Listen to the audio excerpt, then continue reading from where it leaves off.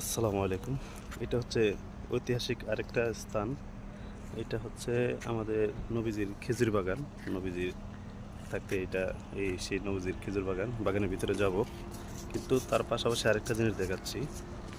আমি এখন দাঁড়িয়ে আছি নবীজির একটা কুয়া। এক ইহুদির থেকে আমাদের নবীজি একটা কুয়া করে নিয়ে কিনছিল। ঠিক আছে, এটা সেই কুয়া।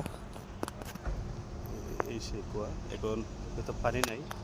কুয়াটা গভীরতা কতটুকু জানি না।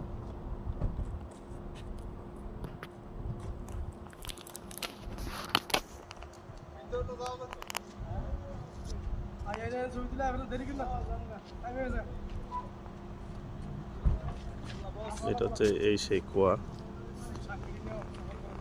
পরে চতুর্দিক দিয়ে গ্রিল দিয়ে বাউন্ডারি করে রাখা হয়েছে।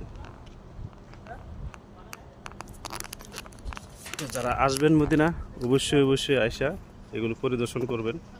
এগুলো পরিদর্শন করলে ঐতিহাসিক কিছু কিছু স্মৃতি মনে পড়ে। এটা হচ্ছে আমাদের গাড়ি,